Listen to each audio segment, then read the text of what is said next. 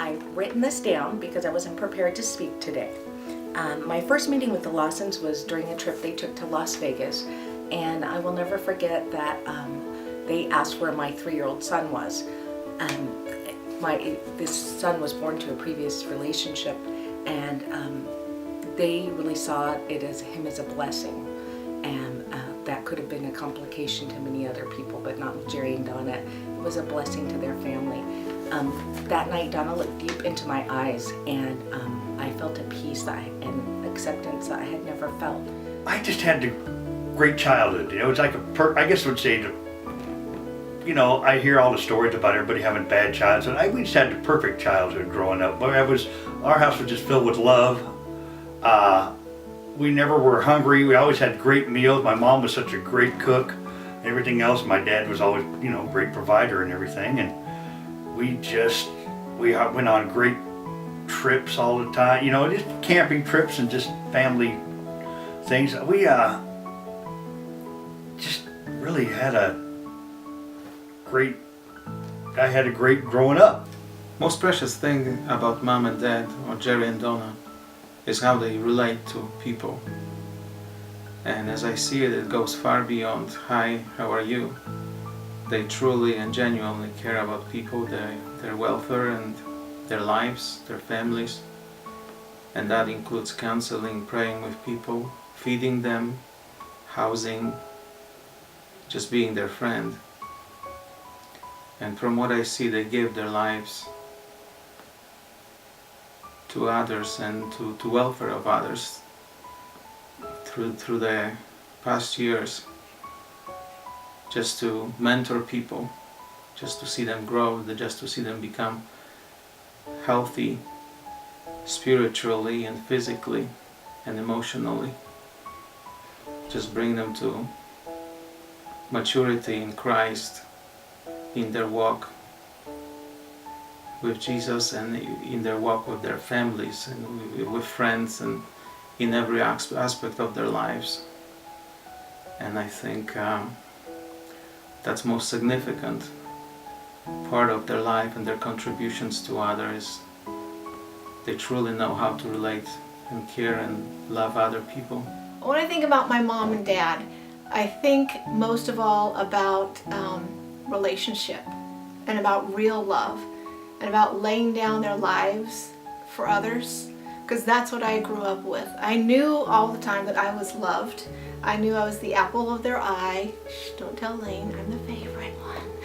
But I always felt confident in what I was doing because I knew that I had the love and support at home.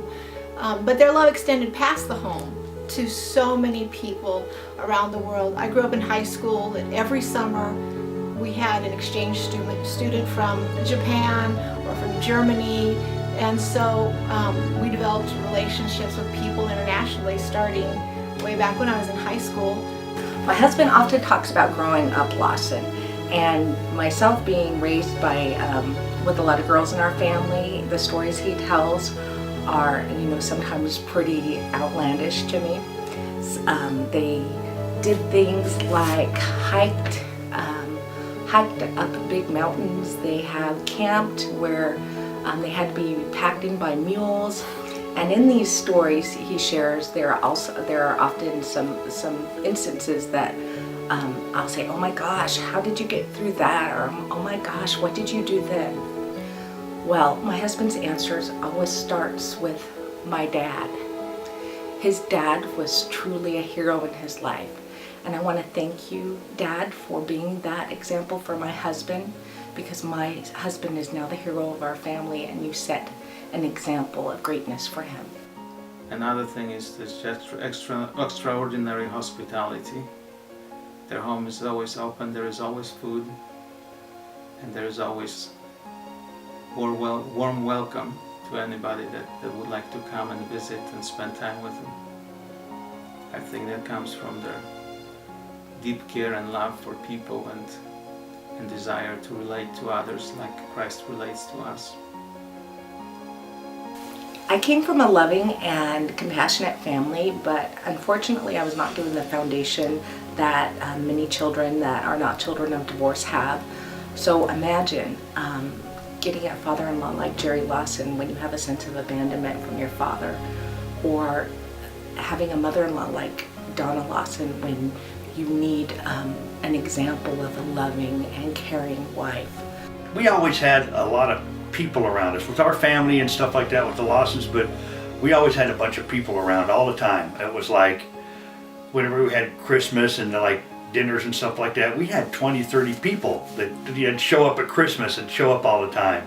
So at Easter and all our different functions we had, so we're used to having a lot of people around, and it was my parents always kind of and taught me that too. So it was different with my newer, when I got married and everything else, they weren't used to having a whole bunch of like 30, 40 people and stuff like that together at a time. And my parents, my mom and stuff, always handled it single-handedly. So, and that's one thing that we've learned to do too. It's like how different it was doing that. And but anyway, I was just really raised in love, and had a great childhood. So I'm just really happy that they've been my parents, and the way they raised me was just amazing.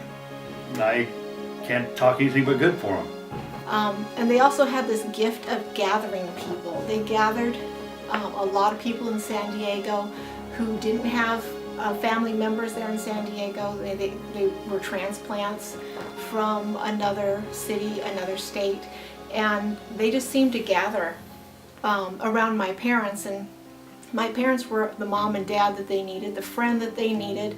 And so holidays our house would be filled with 30 plus people every holiday. And it was so much fun. Not only the holidays, but we also had several parties that our house was filled. Probably, I would say, at least 2 to 3 times a month. We would have huge gatherings at our house, and it was the most fun. I absolutely loved it. I had this huge extended family because of that, and they really taught me a lot about hospitality and what that really means. Passion. Jerry and Donna are very passionate, and the love that's shared by them is apparent. Donna will always be Jerry's bombshell, and he isn't afraid to show it. They still hold hands, kiss in public, and giggle at each other. And Jerry actually often gives his wife a smack on the butt, which is really cute because she usually responds by saying, "I hope that was my husband." And for Mom, a lot of you probably know, making a huge meal is no sweat for her. She just loves to have people in, and she loves to pamper and nurture and make that comfortable feeling for people. Gratitude. They've been living examples and have shown me that gratitude unlocks the fullness of life. It turns what we have into enough and more. It can turn a meal into a feast, a house into a home, and a stranger into a friend. It turns problems into gifts and failures into successes. They've taught me this by example. They've taught me this by watching how they accept life and how they are so grateful for everything they have, family and friends. And it's been such a gift to me. And though we're celebrating 50 years of marriage, I'm just saying that greater things are yet to come for my mom and dad and the ministry that they have in their lives. Enjoy and draw a lot from them. We love you.